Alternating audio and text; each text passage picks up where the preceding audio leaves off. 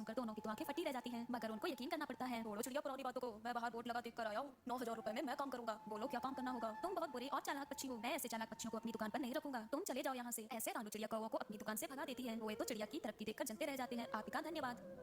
जंगल में तेज बारिश हो रही थी। चिड़िया और कबूतर एक ही घर में रहते थे। तेज हवा से उनका घर टूट जाता है और गिर जाता है। चिड़िया, हम तो ऐसी तेज बारिश में बेघर हो गए, अब हम क्या करें? एक बार कालू कौवा भी मेरे घर बारिश में रहने आया था। चलो हम भी कालू कौवे के पास जाते हैं और आज की रात कालू कौवे के घर में रहते हैं। फिर चिड़िया और कबूतर कालू कौवे की तरफ चले जाते हैं। वो कालू कौवे के घर जाकर दस्तक देते हैं। कौन है? कालू, दरवाजा खोलो, मैं और कबूतर हैं। हमारा घर टूट गया है, हमें अंदर आने दो। कौवा तो चुप रहता है, मगर उसकी पत्नी गोरी कौवी बोलती है, ये हमारा घर है, हम तुम्हें अपने घर में क्यों आने दें? चलो भागो यहाँ से। ऐसा कहते हुए गोरी कौवी सो जाती है और कालू तो गौरी से पूछे बिना पानी भी नहीं पीता था। कबूतर, अब हम क्या करें? चिड़िया, अब तो किसी घने पेड़ पर बैठकर ही रात गुजारनी होगी। फिर चिड़िया और कबूतर एक घने पेड़ पर बैठकर रात गुजारते हैं। सुबह हो जाती है और मौसम भी ठीक हो गया था। चिड़िया कबूतर से कहती है, कबूतर भैया चलो हम अपने लिए नया घर बना लेते हैं। चिड़िया, हमारे पास लकड़ी नहीं है, चलो पहले हम अपने लिए लकड़ी इकट्ठी कर लें और फिर बाद में हम उन लकड़ियों से अपने लिए सुंदर सा घर बनाएंगे। चिड़िया और कबूतर लकड़ियां लेने पहाड़ों पर चले जाते हैं। वो इधर उधर सभी जगह देखते हैं, मगर उन्हें कोई भी सूखा पेड़ नजर नहीं आता। कबूतर भैया, यहाँ तो कोई भी सूखा पेड़ नहीं है और हम हरा पेड़ नहीं काटेंगे। अगर हमें अपने लिए सूखी लकड़ियां ना मिली तो हम अपने लिए घर कैसे बनाएंगे? कबूतर भैया, क्यों ना हम अपने लिए कोई खोखला पेड़ ढूंढ लें, उस पेड़ में हमें घर भी मिल जाएगा और हमें घर बनाना भी नहीं पड़ेगा। फिर चिड़िया और कबूतर ने जंगल में जाते हैं और उन्हें वहाँ एक पुराना और बड़ा पेड़ नजर आता है जिसमें एक बड़ा सुराग था। वो रहा, वो पेड़ ठीक है, इस पेड़ के बड़े सुराग में हम अपना घर बना लेते हैं। चिड़िया,